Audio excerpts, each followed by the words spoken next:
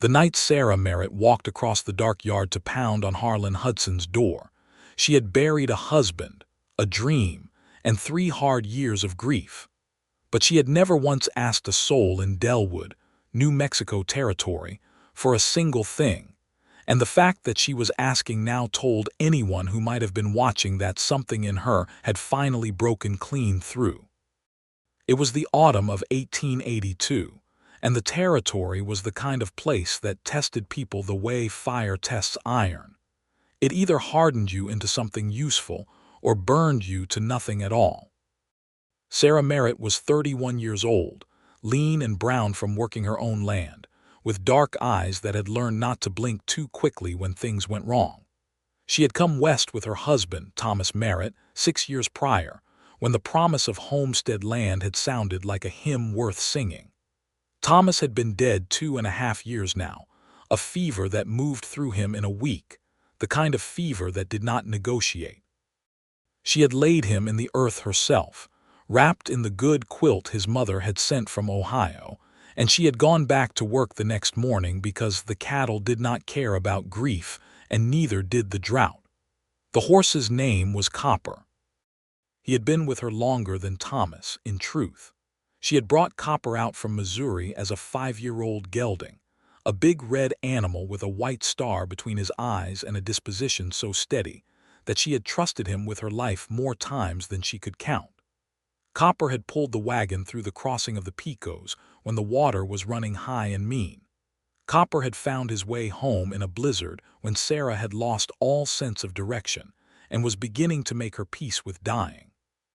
Copper had stood still and calm in the yard the morning Thomas's body was carried out of the house, as if even the horse understood that some moments required stillness. He had gone down on his right side late that afternoon, and Sarah had known from the way he fell suddenly, without the gradual folding of tired legs, that it was not something she could fix. She had knelt in the dirt beside him for an hour, her hand on his neck, feeling the rhythm of his breathing slow and change, and she had talked to him the whole time the way she might talk to a person. She told him he had been a good horse. She told him she was sorry she had not given him more grain last winter when the money ran thin. She told him that she hoped wherever horses went, there was good grass and clean water and no bit in the mouth. He was gone by the time the sun touched the mountains. And then Sarah Merritt stood up, and she looked at the animal that had been half her life out here, lying in the dirt of her yard, and she understood with a cold, practical clarity that she could not bury a horse alone. Copper weighed close to 1,100 pounds. The ground in autumn was not yet frozen, but it was hard and compact from the dry summer.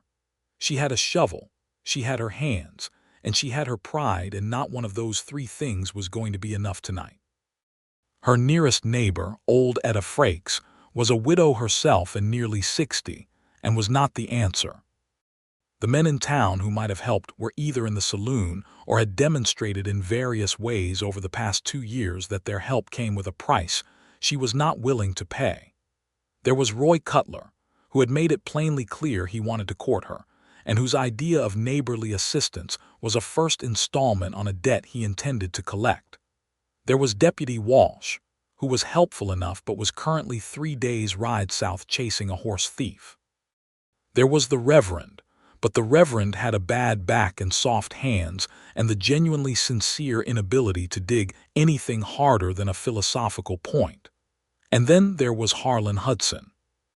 The thought of Harlan Hudson made Sarah stand in her dark yard for a full 5 minutes, arguing with herself.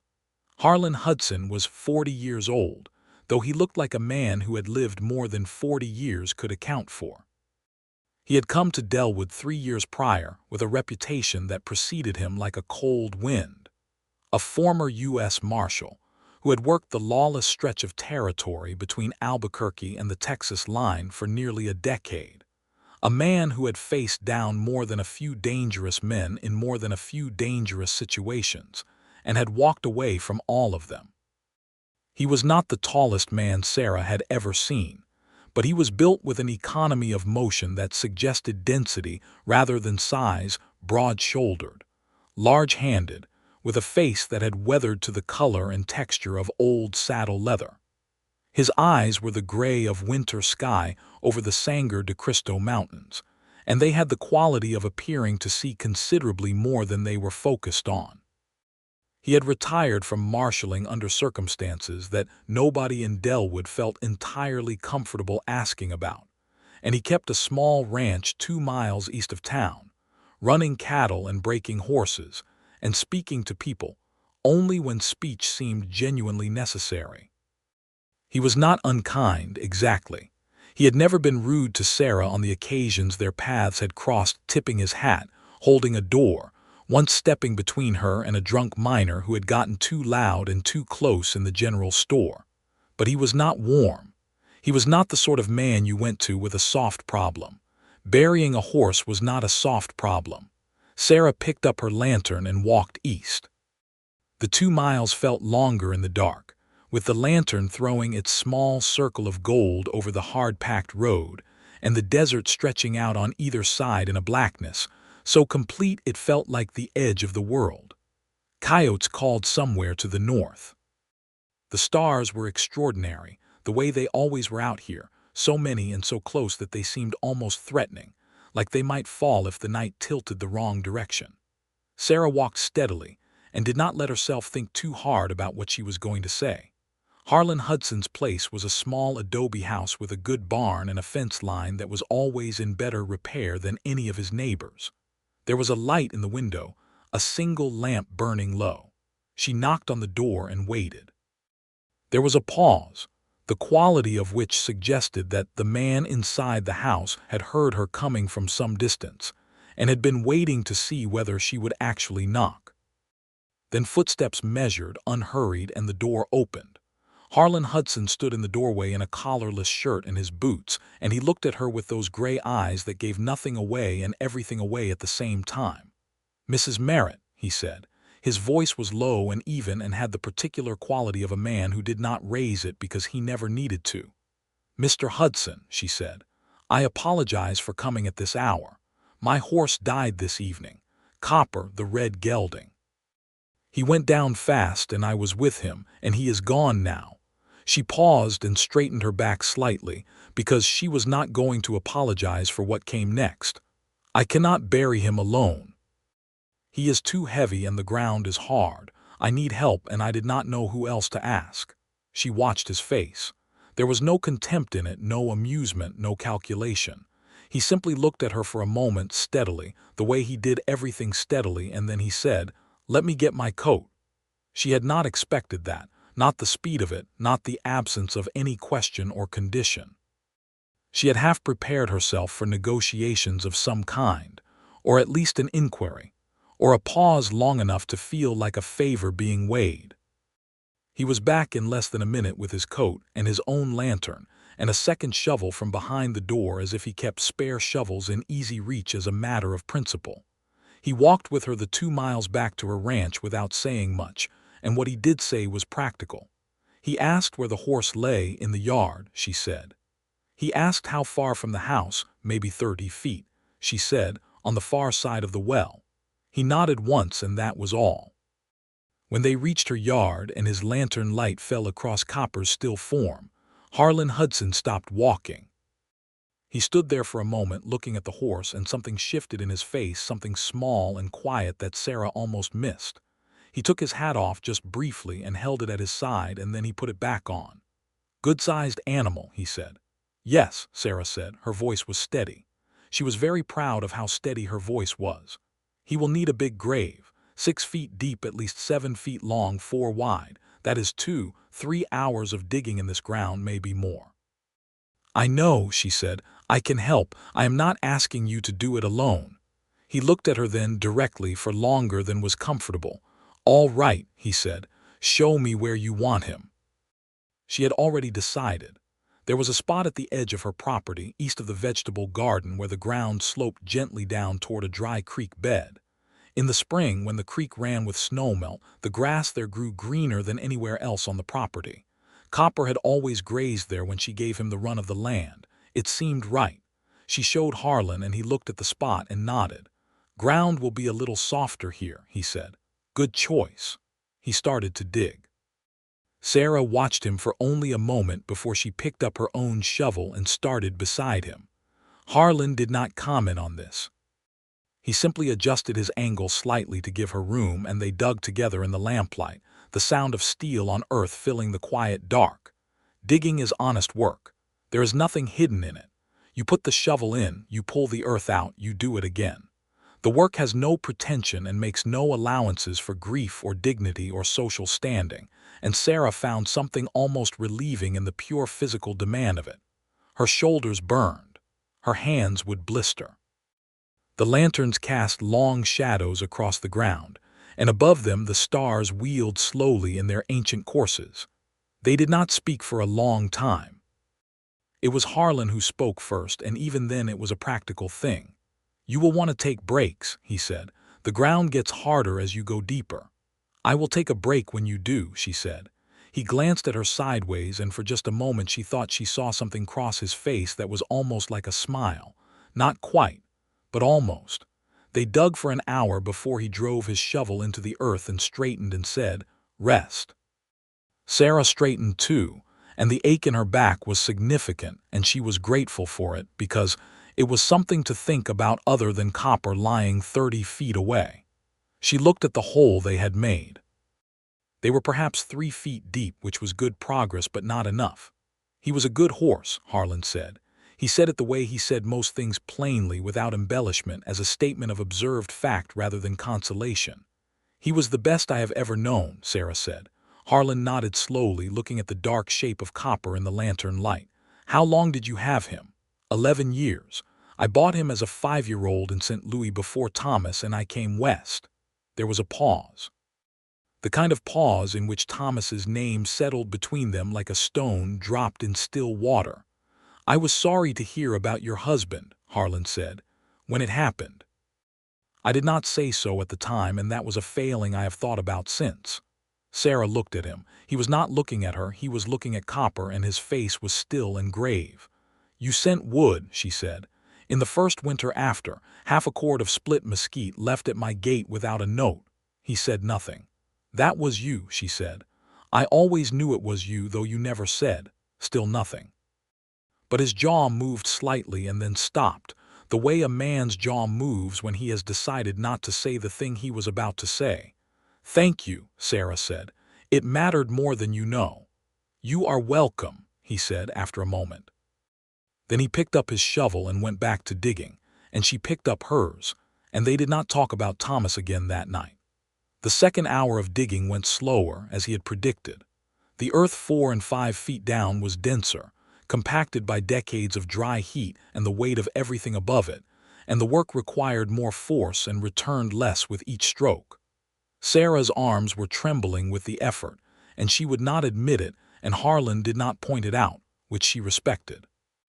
At one point she hit a rock, a flat-sided piece of sandstone about the size of a dinner plate, and worked at it for several minutes with diminishing progress.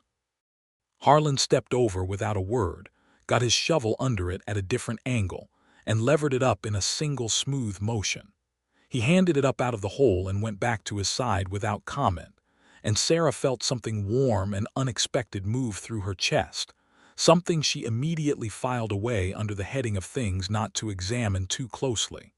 They were 4 feet down, then 5. The hole was long and square and deep, and the dirt was piled beside it in a dark mound that smelled of iron and old rain. Sarah climbed out to rest her back, and Harlan kept digging another 20 minutes before he climbed out too, and they stood together at the edge of the hole in the lamp light, breathing hard. "You work like a man who was raised doing this," she said. "I was raised doing this," he said. "My father's farm in Kentucky, clay soil, rocks everywhere. We dug fence posts by hand until I was old enough to be useful on a railroad crew."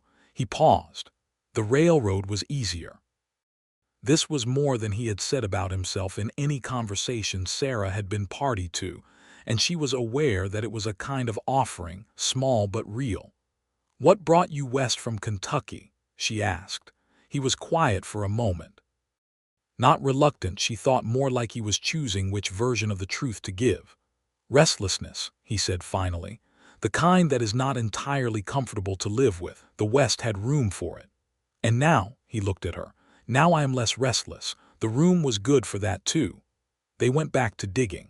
An hour and a half later, they had the grave to a depth that satisfied Harlan's standards, just over 6 feet in the center, long enough and wide enough.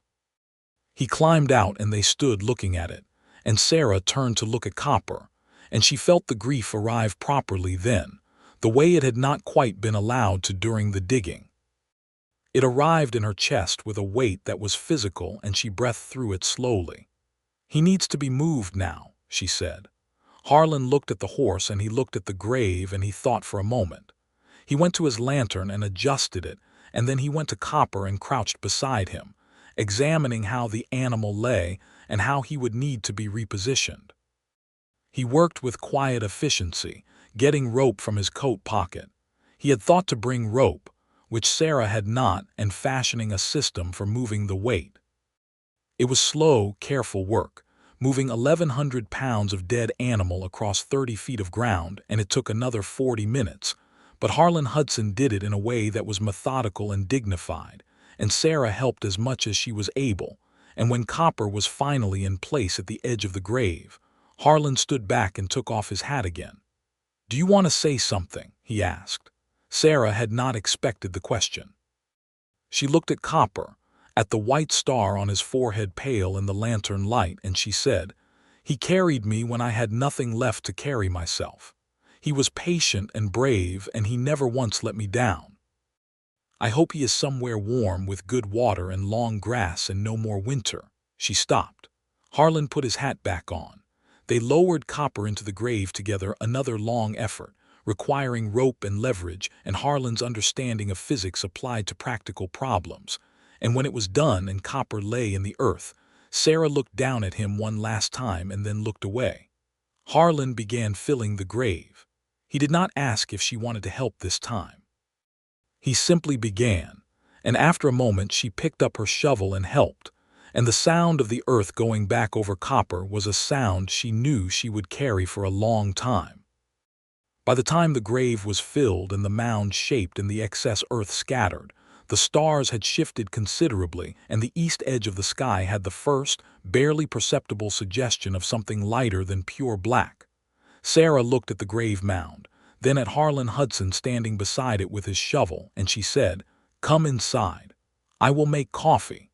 He looked at her for a moment and then he nodded. Her house was small and clean, with a cook stove still warm from supper, and a kitchen table with 2 chairs, and a lamp that she lit with the match from the tin box above the stove. She put water on and she brought out the coffee, and she was aware, with a strange, heightened clarity, that she had not had a man in this kitchen in 2.5 years. Not since Thomas. The kitchen had been her domain of solitary competence all that time, and now there was Harlan Hudson standing in it with earth on his hands and coat, and rather than feeling intrusive, his presence felt like something she did not have the right word for. Solid, maybe, like an additional wall in a structure that had been short one. She poured water into the pot and set it to boil, and Harlan washed his hands at the basin without being asked, which she noted. He sat down at the table when she gestured to the chair, and he sat in it like a man who was not trying to take up more space than he needed, which was something Thomas had never quite managed. Thomas had been an expansive, warm presence filling rooms with sound and motion. Harlan filled the room differently, quietly, with a kind of gravitational weight that made everything around him seem more settled. "You did not have to stay for coffee," Sarah said. She was not saying it to make him leave. She was saying it because she wanted him to know she understood the work he had done and was not presuming on it. "I know," he said. "I want it." She looked at him. He looked back at her, steady as a fence post, and she felt color rise in her face and was grateful for the low lamplight. The coffee was ready and she poured it and sat across from him, and they drank it together at the kitchen table with the sky outside beginning its slow, dark blue transition toward morning, and they talked. They talked the way people talk when they are both tired enough that the usual filters have been worn down somewhat. And Sarah learned more about Harlan Hudson in the next hour than she had in 3 years of being his neighbor. He talked about Kentucky, about the farm and his father, who had been a hard man but not a cruel one, a man who believed work was its own kind of gospel and had raised 3 sons accordingly. He talked about the railroad, the years of moving west across the continent following the iron, and how somewhere in Kansas he had stopped moving with the crew and started moving with a badge instead. He talked about the years of marshaling with a simplicity that did not glamorize or minimize it had been necessary work, and he had done it as well as he knew how, and the things that had happened during it were things he carried but did not dramatize. He asked about Missouri, about her people. She told him about her father's farm outside of St. Louis, about her mother who had died when Sarah was 12 and her father who had never quite recovered from the loss, but had raised 3 daughters with a fierce, clumsy tenderness that she still felt grateful for. She told him about meeting Thomas at a church social, about the quickness of the marriage and the quickness of the decision to head west, about the years of building something in this hard, beautiful, demanding country. "Do you regret coming?" he asked. She thought about it honestly, the way the question deserved.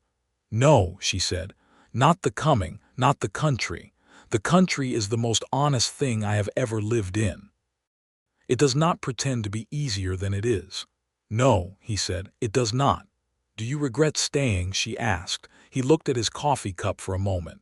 "I used to think about going back east," he said, "or to California, somewhere that required less of a person." He paused. "I find I do not think about it anymore." Outside, a rooster crowed somewhere in the direction of Etta Frakes's place, too early, as roosters often are, but the sound carried across the quiet morning air with a clarity that announced that night was genuinely ending. Harlan looked toward the window. "I have kept you from your sleep," he said. "You have kept me from being alone," she said, and then was startled by the honesty of it, the directness, the way it had come out without the usual layer of careful management she applied to her own feelings. He looked at her. The gray eyes were different in the lamplight, warmer, somehow, the gray with more silver in it, the way winter sky could be beautiful if you gave it the right light. He did not respond immediately. He considered, which was his way, deliberate and unhurried. "I am glad to be useful," he said finally. But his voice, which was always so level, had something in it that went slightly past glad to be useful, and they both heard it, and neither of them addressed it directly, because it was 4 in the morning and copper was just buried and some things needed to be approached more carefully than the current hour permitted. He stood up, and she stood up, and she walked him to the door. He put his hat on his head and picked up his coat, which was draped over the back of the chair, and he turned to her in the doorway. "If you need anything," he said, "you can come." "I know that now," she said. He nodded once, looked at her for one moment longer than strictly necessary, and then walked out into the dawn.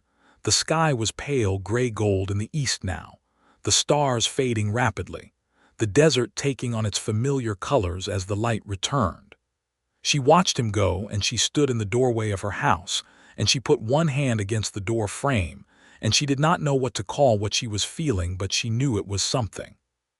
She had been nothing for a long time, in the way that grief makes a person nothing, and now she was something, and the something had a direction, and the direction was east, toward the man walking away in the early light. She went inside, and she went to bed, and she slept better than she had in months. The next 2 weeks were ordinary in their surface details, and not ordinary at all underneath. Harlan Hudson stopped by her gate 3 days after the night of the digging, in the middle of the afternoon on a Wednesday, with a colt he was bringing to town to sell, and no particular reason to come past her property line, which was 200 yards off the main road. He stopped at the gate and said he had been thinking about the east fence line she had mentioned, the one that had been giving her trouble, and he thought he had extra post timber she could use if she had the need of it. Sarah said she had the need of it, yes, and invited him in for coffee, and he left the colt tied to the gate post and came in for coffee, and they talked for an hour and a half about fence posts, and then about other things, about the town meeting that had happened the week before regarding the new schoolhouse that Delwood needed and could not yet afford, about the survey dispute between the Garner brothers that had been simmering all summer, and was showing signs of boiling. About the new family that had come in last month from Oklahoma Territory, and whether they would stay or be driven off by the first hard winter. He was smart. That was the thing she had not expected, or had not permitted herself to expect, because his silence had seemed to preclude intelligence in the way that silent things sometimes seem to. But Harlan Hudson was quietly, thoroughly intelligent, with a particular sharpness for practical problems, and a genuine curiosity about the way things worked: people, land, weather, the slow machinery of human community. He asked questions that showed he had been thinking about things, and he listened to answers with his full attention, which was rarer than it should have been. He brought the fence posts by the following Saturday, in a wagon, and he and Sarah spent the better part of the day setting them. They worked side by side in the autumn sun, which was warm but not hot, the kind of sun that made everything look golden and clear, and Sarah was aware of him physically in a way she had not permitted herself to be aware of a man since Thomas. The width of his shoulders, the efficiency of his movements, the way he held things carefully, without unnecessary force. His hands were large and scarred and capable, and she caught herself looking at them more than once.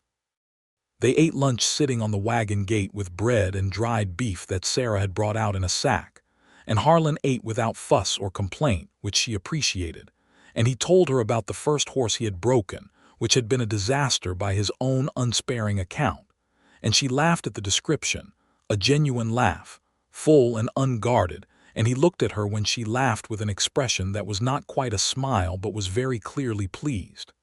"You have a good laugh," he said. "I have not used it much lately," she said, and the honesty of that landed between them without embarrassment. "No," he said quietly, "I imagine not." It was Roy Cutler who made things complicated, as Roy Cutler had a gift for doing. Roy Cutler was a man of 38 who owned the largest cattle operation in the county, and who had decided sometime in the past year that Sarah Merritt and her land were worth having. He was not an evil man. He was a self-satisfied man, which is sometimes worse. He had made it clear through a series of visits and small gifts, and large implications, that he considered the trajectory of their relationship to be more or less predetermined, and that Sarah's widowhood was a temporary complication on the road to a conclusion he had already drawn. He came to Sarah's gate on a Tuesday in October with a basket of apples and an expression of proprietary concern, and he found Harlan Hudson there, repairing a hinge on the gate that Sarah had mentioned in passing the week before. Harlan had his tools out and was crouched over the hinge with the focused attention he gave to all things mechanical, and he looked up when Roy Cutler rode in and then looked back down at the hinge. Roy stopped his horse and looked at Harlan for a long moment. "Hudson," he said. "Cutler," Harlan said, without looking up. Roy looked at the tools, at the gate, at the house where Sarah had appeared in the doorway, drying her hands on her apron. He arranged his face into something that was not quite welcome. "Didn't know you took on hired work," Roy said. Harlan finished driving a screw and stood up, brushing the dust off his knee. "I do not," he said, and that was all, and the quality of those two words and the way they were delivered made Roy Cutler's expression do something complicated that involved reassessment. Sarah came out to the gate and greeted Roy with politeness but not warmth, accepted the apples with a brief thanks, and then turned to inspect the hinge. "That is good work," she told Harlan. "Thank you." Roy Cutler had the instincts of a man who had spent years reading ranges and weather and competing ranchers, and he read this situation with an accuracy that made him go a little tight around the jaw. He left earlier than he had planned, and his parting glance at Harlan Hudson was the look of a man making calculations. That evening, after Roy had gone and the gate hinge had been fully repaired and a cup of coffee had been concluded, Sarah looked at Harlan across the table and said, "Roy Cutler is going to make trouble." "Probably," Harlan agreed. "He has the idea that my ranch and I are going in the same direction as his holdings," she said. Harlan was quiet for a moment. "Then, is he right?" "No," Sarah said without hesitation. Something in Harlan's posture changed, subtly, a fraction of a degree, the way a compass needle changes when it finds north. He nodded slowly and said nothing, and Sarah thought that she had perhaps said something with that single word that went beyond the subject of Roy Cutler.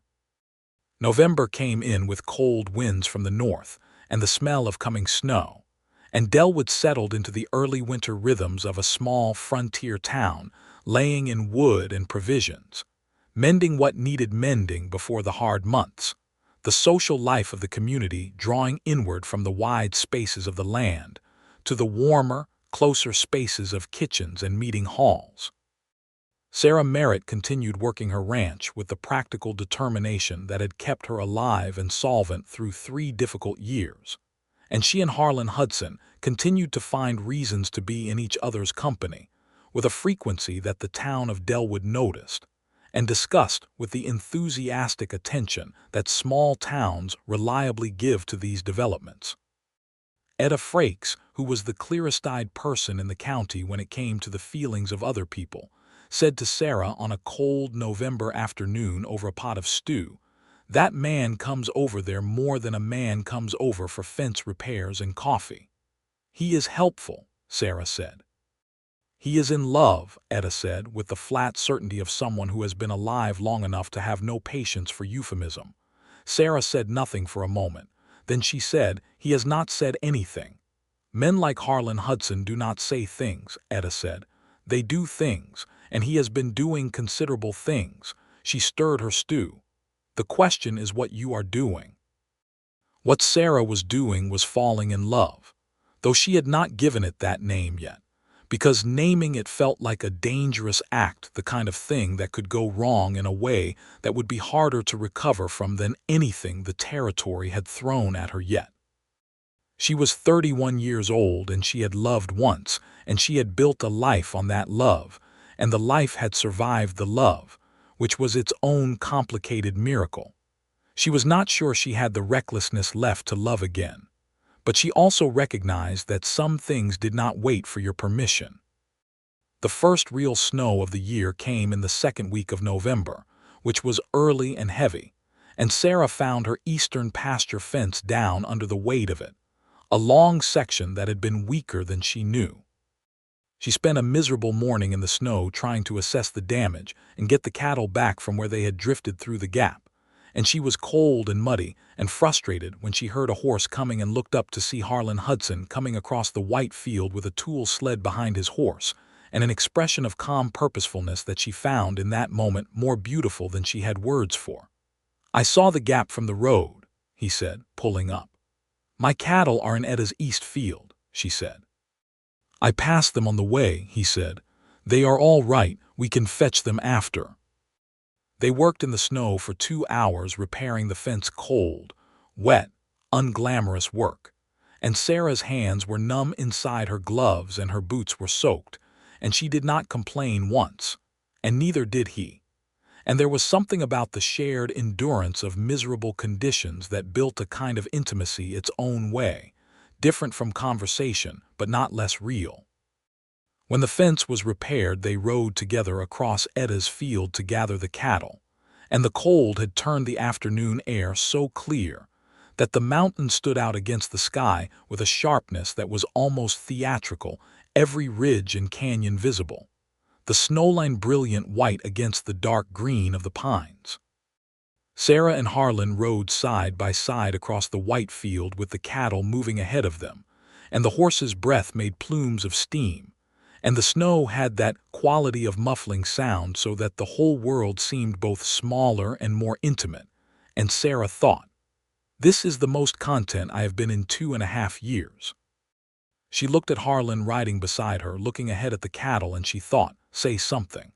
But she did not say anything, and neither did he, and they rode back to her property with the cattle and got them settled, and then he was going to leave, walking his horse to the gate, and Sarah heard herself say, "Stay for supper." He stopped. "If you would like to," she said.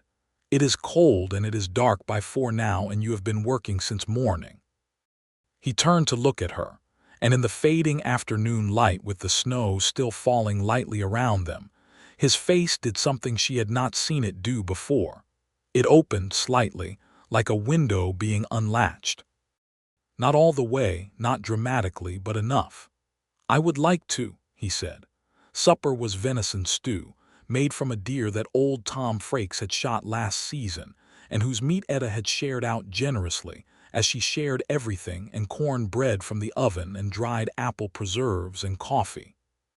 The kitchen was warm with the stove going and the lamp lit, and Harlan Hudson sat at her table and ate with the appreciation of a man who does not take a good meal for granted. And they talked through the whole of it and into the evening after, and Sarah could not have told you what they talked about except that it felt necessary and easy and right, the way very few things in life felt all three of those at once. He was washing the dishes. He had simply started doing it without asking, and Sarah had found herself standing beside him drying them with a dish towel, when he said, without looking at her, "I would like to call on you properly, if that is agreeable." The dish in Sarah's hand was one of the good ones, a blue-rimmed plate from her mother's set that she had brought west, and she was grateful for something to hold on to. "Properly," she said. "Yes," he said. He was still not looking at her. He was washing a pot with the kind of attention that suggested he was not really looking at the pot either. "I am aware that this needs to be your decision. I am also aware that I am not the easiest proposition. I am a man with a quiet life and a reputation that is not entirely comfortable and a history that has some rough edges. I am not going to be any different than I am." He paused. "But I am also," he stopped, started again. "I am also not indifferent to you, Mrs. Merritt, not in any small way, and I thought you should know that clearly and then decide what you would like to do with it." Sarah set the blue plate on the shelf very carefully.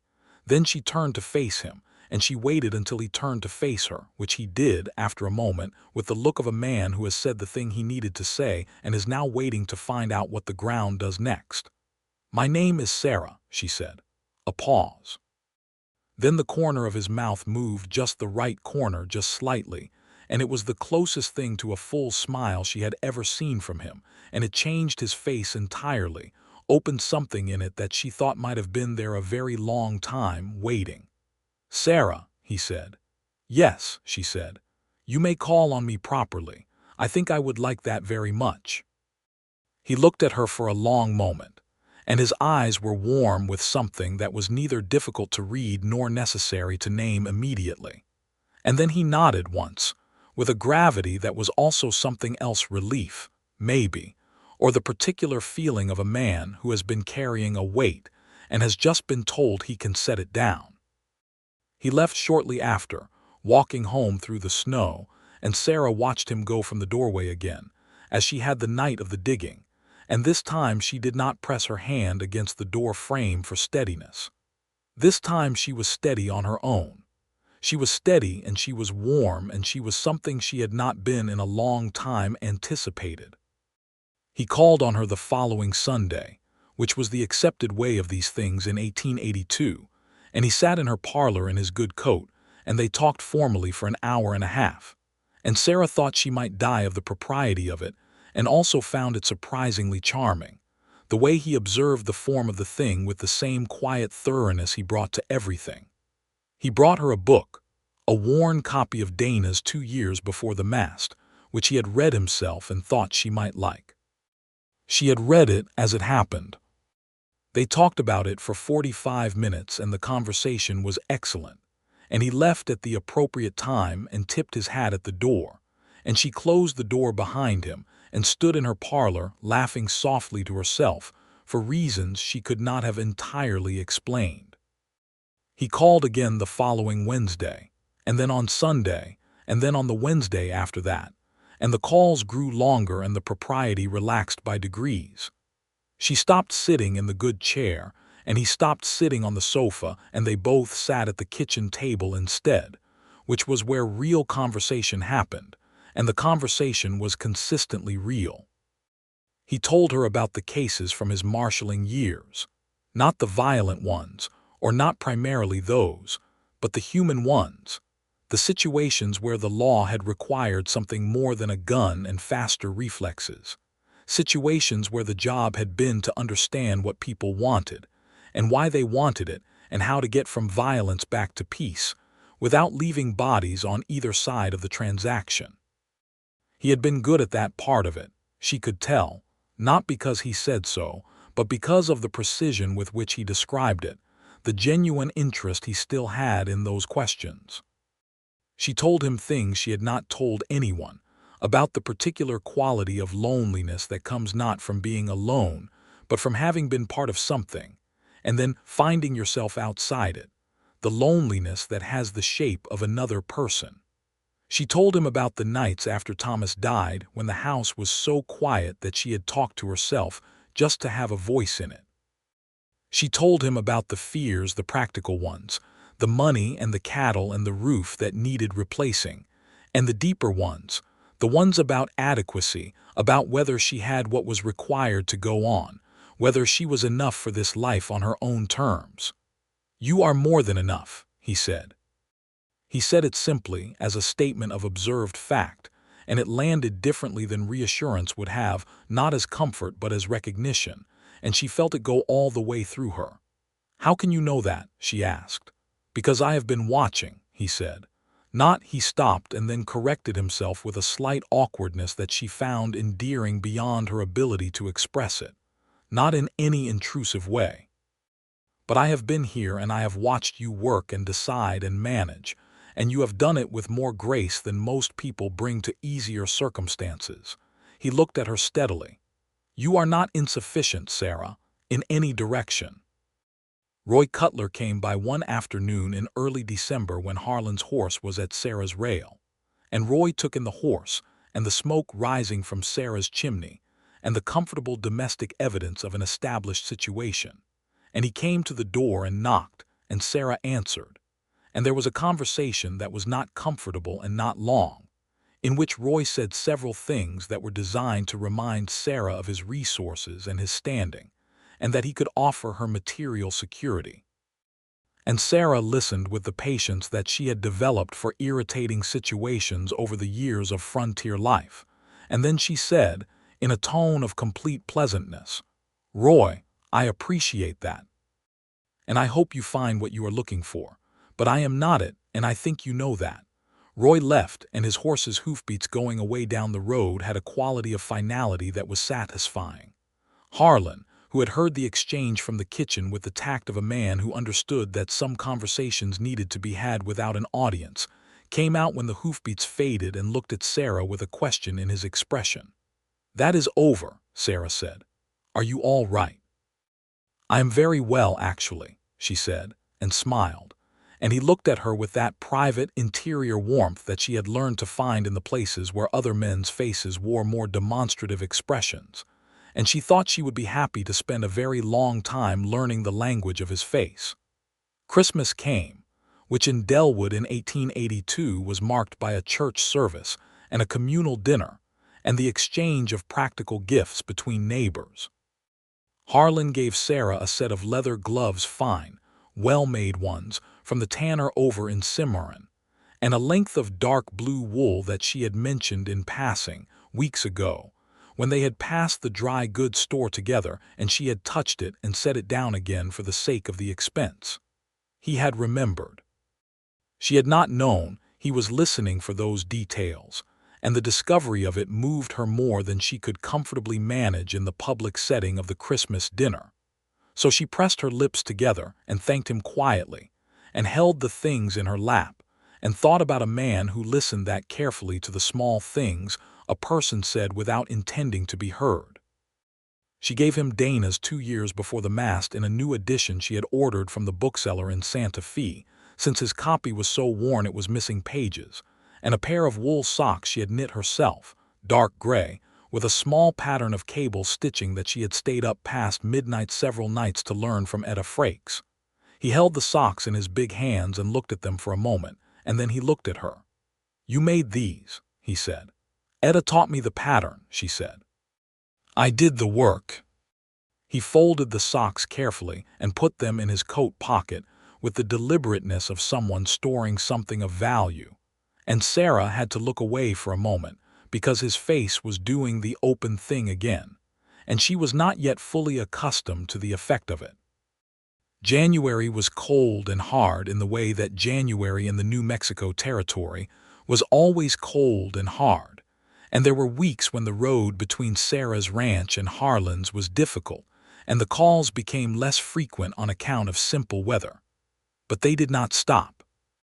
He came when he could, sometimes staying only an hour before the sky told him he needed to get back before the temperature dropped further.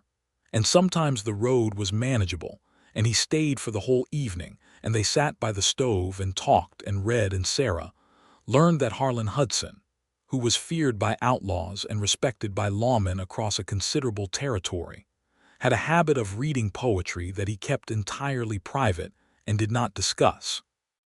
And the discovery of the slim volume of Tennyson tucked in his coat pocket when it fell out one evening was a moment of such unexpected intimacy that they both laughed, and his laugh was a sound she decided immediately that she would spend considerable effort to hear again. Tennyson, she said. It is a practical interest, he said, with the very straight face of a man being ridiculous on purpose. Profoundly practical, she agreed. In the Maud, he said, recovering slightly.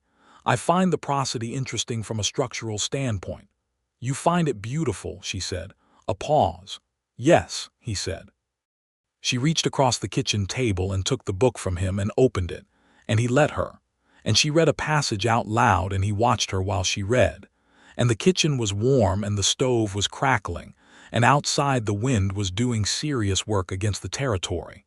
And Sarah thought that this specific moment, this warmth, this ordinary, extraordinary thing was what people meant when they said that some things were worth the risk of reaching for. It was in February, on a Sunday afternoon with the light coming in long and gold through the kitchen window, that Harlan Hudson asked her to marry him. He did not do it dramatically. He was not a dramatic man. He had been sitting across the table from her, and they had been talking about the spring, about what she was going to plant, about whether she would keep the whole herd or sell some off before the summer pasture got crowded. And there was a pause in the conversation of the natural kind, the comfortable kind that happens between people who are at ease with each other's silences.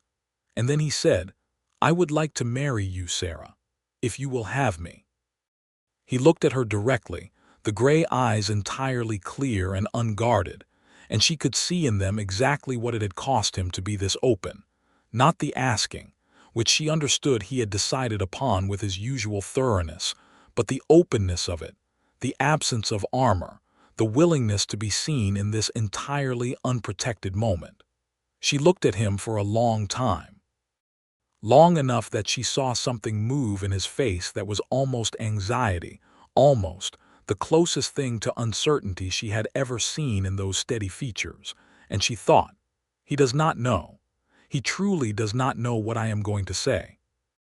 He has been careful and patient and measured, and he has brought himself all the way to this question without any guarantee of the answer, because that is the only honest way to do it.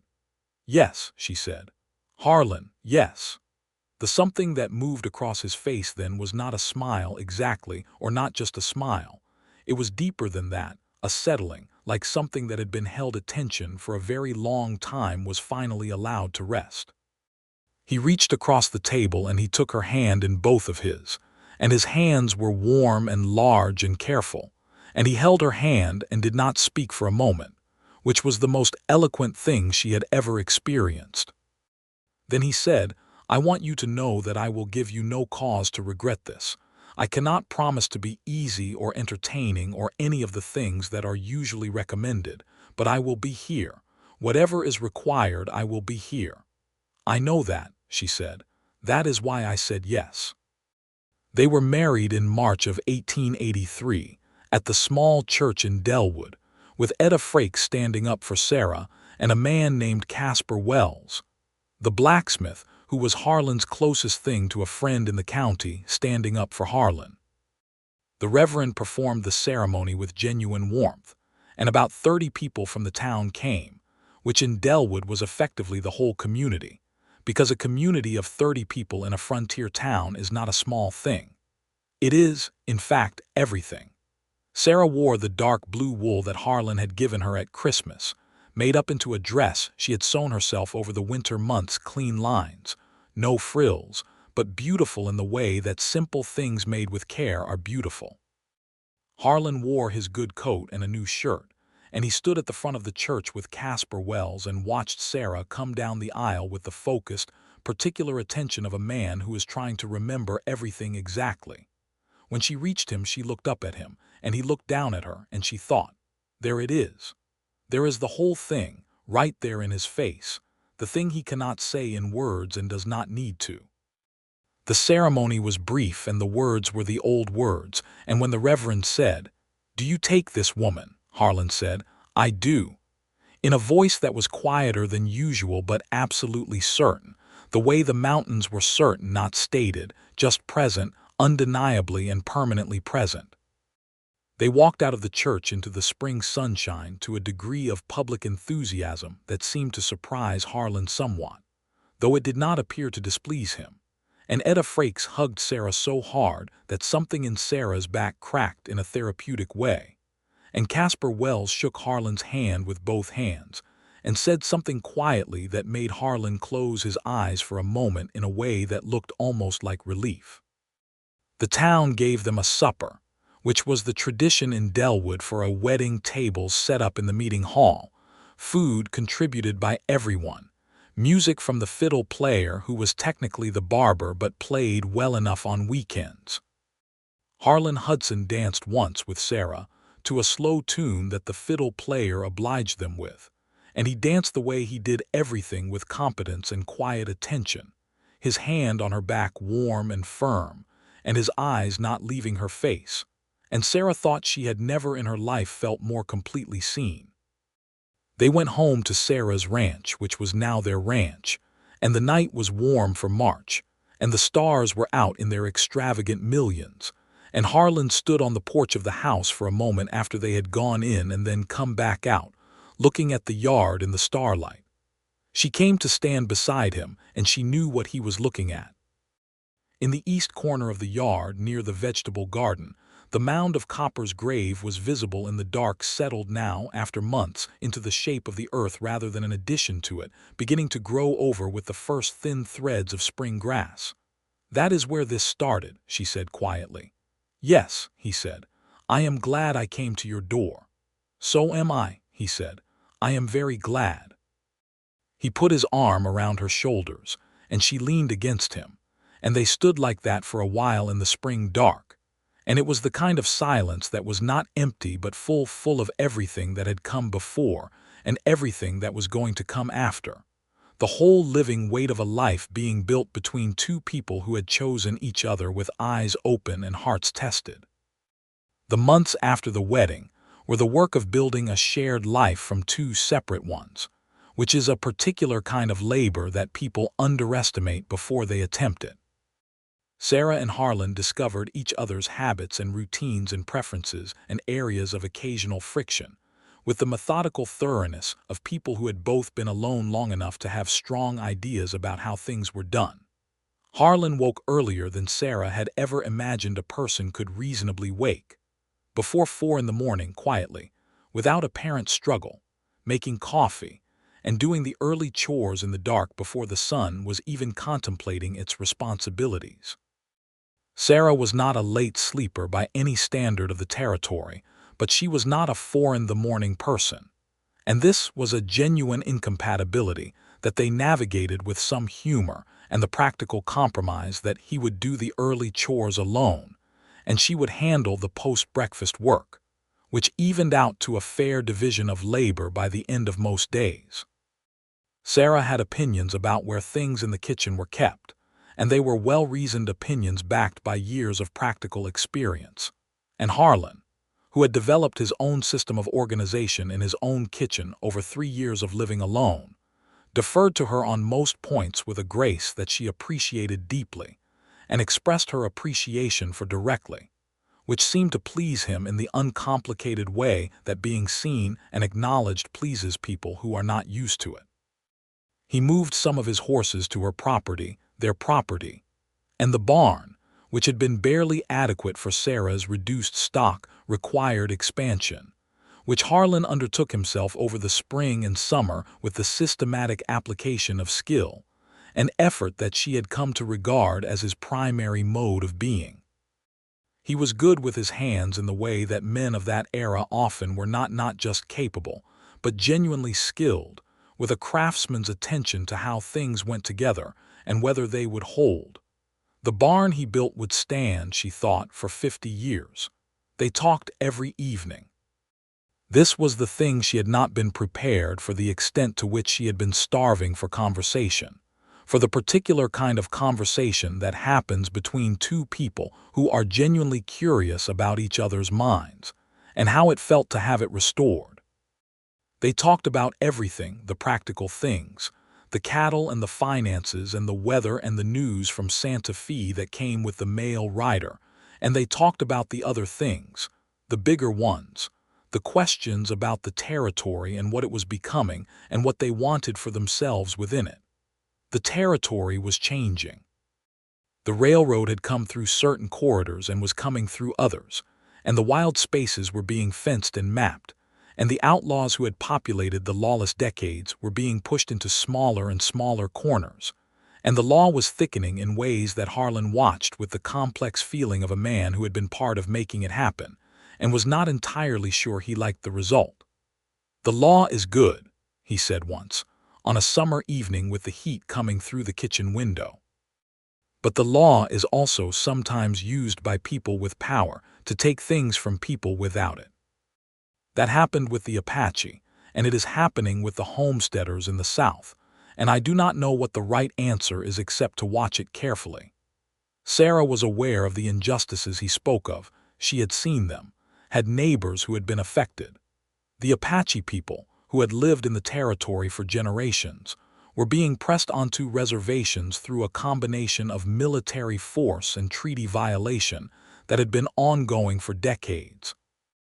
The homesteaders who had come west with the same dreams she and Thomas had come with were often at the mercy of the large cattle operations that had the political connections to rewrite the rules in their favor. The world was not fair, and the territory was a place where unfairness had room to operate on a large scale. "We do what we can," Sarah said, "in the space we have." "Yes," he said, "I suppose we do." What they did in the space they had was run their ranch honestly and help their neighbors when they could and give to the church fund for the schoolhouse that was finally, after 2 years of community effort, being built at the east end of town. Harlan donated the good lumber, from his own supply, and 3 weekends of labor, and Sarah organized the women of the town into a sewing circle that produced curtains and cushions for the finished building, which opened in September of 1883 to the children of Delwood's families, 18 of them, ranging in age from 5 to 14. It was at the opening of the school that something in Harlan's expression caught Sarah's attention, something quiet and a little complex that she had learned to read carefully. He was watching the children file into the schoolhouse, watching the little ones with their wide eyes and their nervous excitement, and his face had that opened quality, the window unlatched, but with something else in it too. That evening she asked him, "Do you want children of your own?" He was very still for a moment. Then, "I had thought that time was past for me," he said. "I am 40. When I was younger I thought about it. And then the years of the marshalling, and then the years after, and it seemed like something that belonged to a different life." He looked at her directly. "But I find that what I want has changed considerably since the winter." "Since the winter," she said. "Since the night you knocked on my door," he said. Sarah felt the warmth of that go through her the way warmth goes through cold hands, slowly and then all at once. She was 31. There was time. Not endless time, but time. "Then let us not waste what we have of it," she said. Their son was born in the summer of 1884. A big, healthy boy with Harlan's gray eyes and Sarah's dark hair, born on a July morning when the sky was the particular bright blue of high desert summer, and the whole world seemed generous and possible. They named him James Thomas Hudson, James for Harlan's father and Thomas for Sarah's late husband, and the naming of the child in that way, the inclusion of Thomas, the acknowledgement that he had been real and mattered, and was part of who Sarah was something that Harlan had suggested himself, which told her more about the quality of the man she had married than anything else could have. James Thomas Hudson arrived in the world with a considerable opinion of his own comfort and expressed this opinion loudly and persistently. And Harlan Hudson, the hardest man in the territory, feared by outlaws, respected by lawmen, a man who had faced down dangerous situations with steady nerve and cold clarity, spent the first week of his son's life looking at the small person in his wife's arms with an expression of complete and helpless wonder that Sarah found more endearing than she had words for. "He is very small," Harlan said, the first time he held James, standing in the bedroom with the baby in his large arms with a careful rigidity that suggested he was concerned about doing something wrong. "You can relax," Sarah said. "He is tougher than he looks." Harlan looked down at James, and James looked up at Harlan with the unfocused intensity of newborns, and whatever passed between them in that moment settled something in Harlan's face that had been, she thought, in need of settling for a very long time. Caspar Wells came to see the baby with his wife Marta, who was a practical, warm woman who had taken immediately to Sarah, and who brought enough food to feed the household for a week. Etta Frakes, who had delivered half the babies in Delwood in her time, declared James to be a fine baby, and held him with the confidence of long practice while Sarah slept for 4 consecutive hours, which was the most generous gift she had ever been given. The years that followed were the years of building, not the uncertain, provisional building of the first attempt at Western life, but the settled, confident building of people who know who they are and what they are doing and why. The ranch grew. Harlan's horses, he had a genuine gift for them, the careful, patient work of taking a green animal and making it into something reliable, became known through the county and then beyond it. And there was a year when he sold 8 horses to a rancher in Colorado, and the price was good enough to replace the house roof and still put something aside. Sarah expanded the vegetable garden into a proper kitchen garden that supplied the household through the summer and into the winter through her careful canning. And she kept chickens whose eggs were in enough demand from the town that she established a small, reliable trade that added meaningfully to the household finances. She also, quietly and without great announcement, became the person that the women of Delwood came to when they needed something figured out, a contract read, a letter written, a situation evaluated with clear eyes. She had the education and the calm judgment and the reputation for discretion that made people trust her, and she used these things freely, because she remembered what it had been like to need help and to have no one to ask. James grew into a boy with his father's stillness and his mother's directness, which was a combination that made him interesting to watch and occasionally trying to argue with. He was good with the horses from an early age, had his father's natural ease with them, the quality of stillness that animals found reassuring, and by the time he was 5, he was following Harlan around the horse pens with the serious attention of a student who considers the subject important.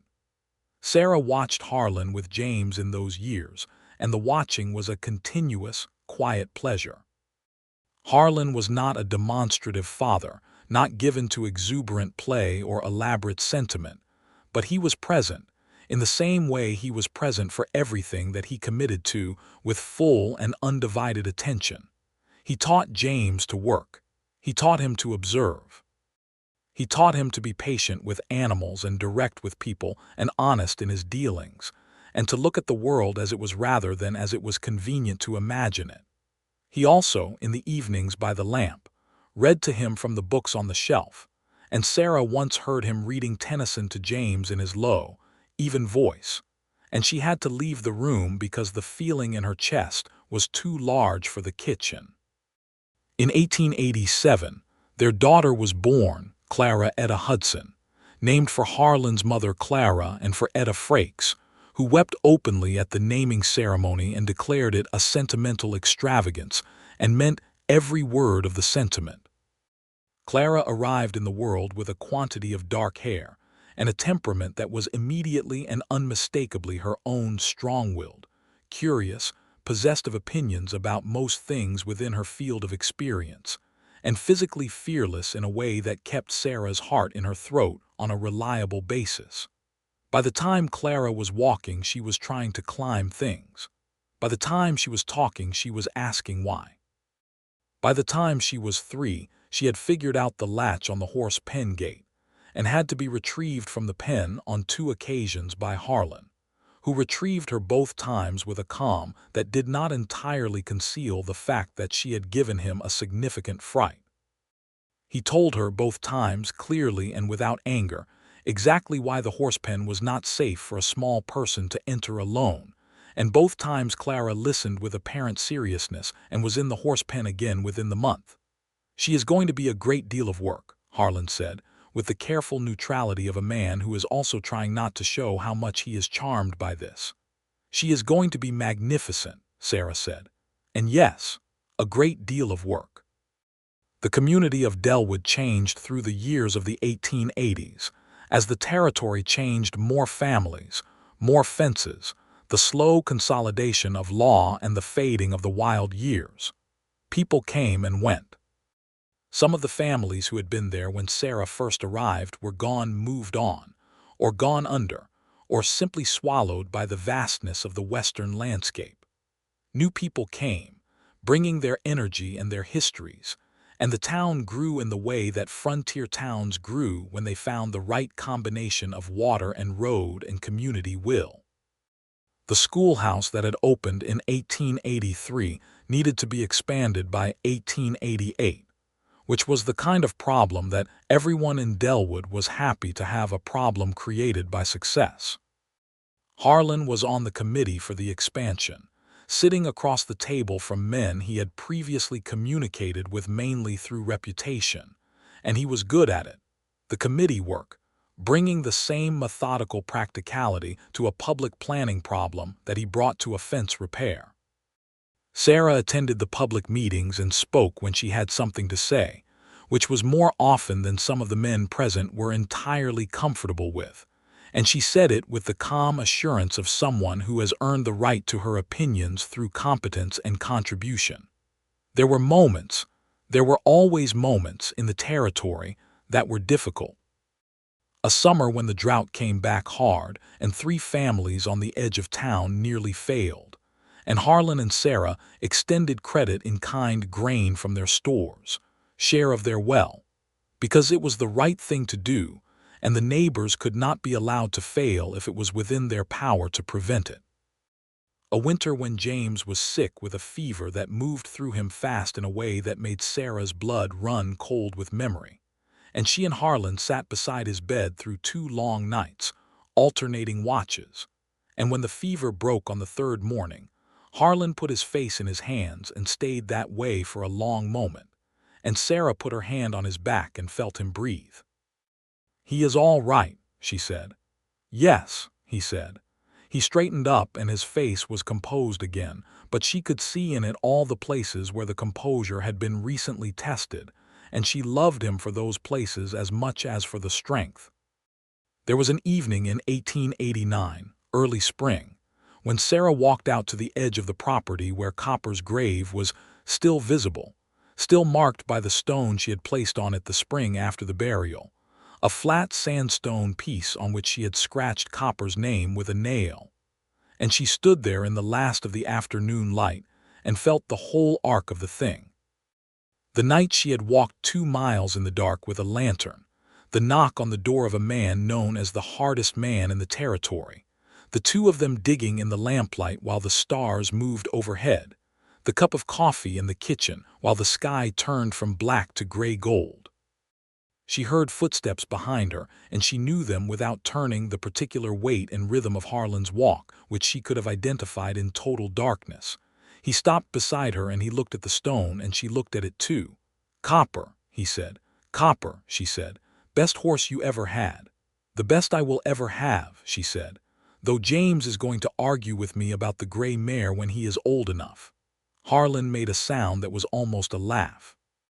She turned to look at him, and the last of the sun was on his face, and the gray of his eyes was warm with the light. And he was 47 years old, and the years were in his face fully, the lines and the weathering and the evidence of everything the territory had required of him. And he was, she thought, the most beautiful man she had ever known, not in spite of all that evidence, but because of it. "What are you thinking?" he asked. "That I am grateful," she said. "That I went to your door." He put his arm around her shoulders, the same way he had on the porch in March of 1883, the night of their wedding, looking at this same grave in the dark. "I have thought about that night," he said. "More than you might expect.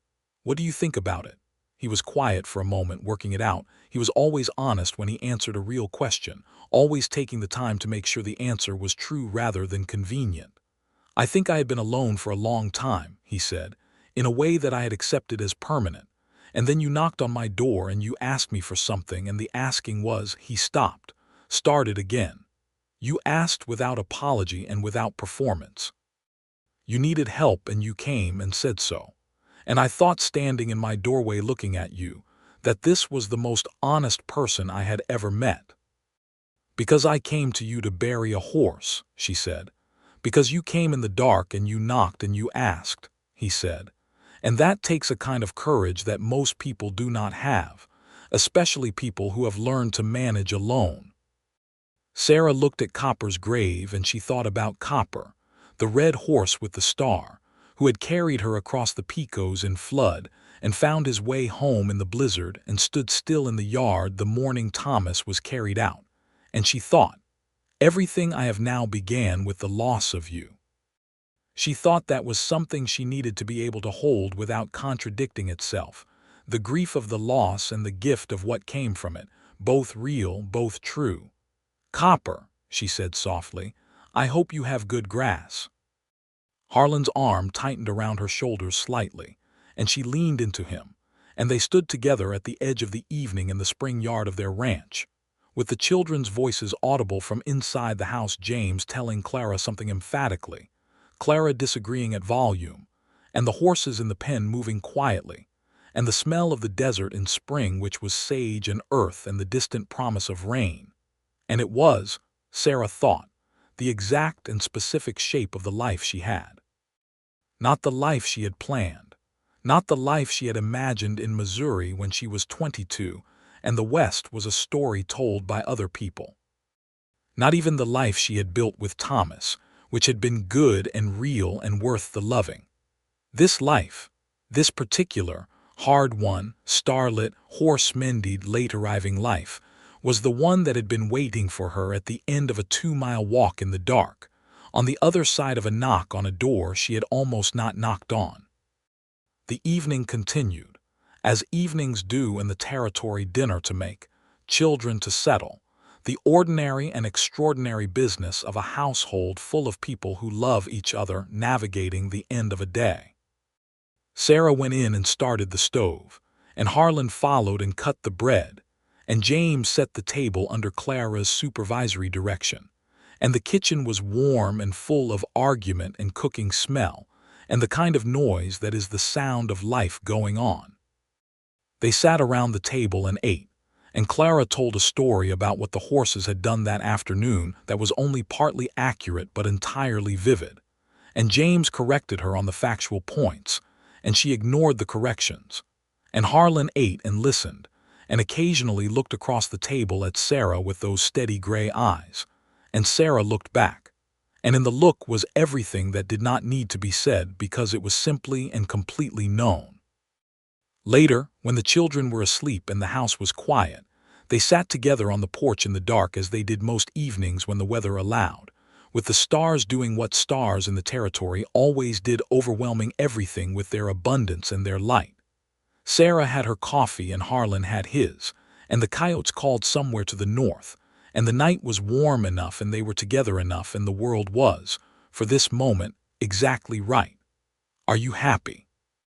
Harlan asked, in the way he occasionally asked it, quietly, not as a pleasantry but as a genuine inquiry, the question of a man who takes the answer seriously.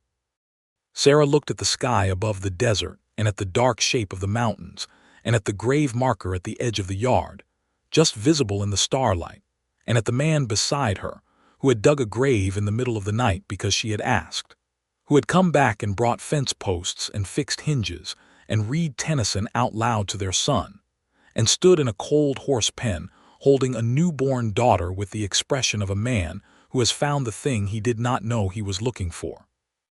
"Harlan," she said, "I am so happy it frightens me a little." He was quiet for a moment. Then he said, "Good, fear means it is real." She reached over and put her hand on his, and his hand turned and held hers, and they sat that way in the warm dark of the New Mexico Territory night with the stars enormous above them, and the house behind them full of sleeping children, and the whole long sweep of their life laid out like a landscape both of them had crossed from opposite directions and arrived at together. And it was enough. It was more than enough. It was, in fact, everything. The grave at the edge of the yard was quiet in the starlight, grass growing thickly over it now, deep green in the spring, and the flat sandstone marker with its scratched name held steady against the night. A horse at the beginning, a man at a door, a woman who walked 2 miles in the dark because she needed help and knew it, and from all of that a life so full that it seemed to have no edges, a life that went on and kept going. In the morning, Harlan would be up before 4 to do the early chores, and Sarah would rise at 6 and start the coffee, and the children would be loud from the moment they woke, and Clara would have another opinion about the horses and James would have another correction for Clara, and the ranch would ask what it always asked, the steady, necessary work of keeping things alive in a hard and beautiful place. And Sarah Merritt Hudson would give it what she had always given, what she had always been herself, fully and without reserve, standing in the morning light of the territory, belonging to this land and this life and this family as surely as the mountains belong to the horizon. And beside her, as he had been since the night of the digging, as she now understood he would always be.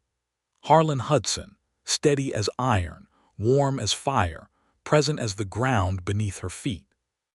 Some things begin in loss and end in fullness. Some things begin at midnight in the dark, with a shovel and a lantern and an honest question. Some things begin, very specifically, with a widow asking the hardest man in the territory to help her bury her horse. He dug the grave. He did not leave until morning, and then he stayed, as it turned out, for the rest of his life.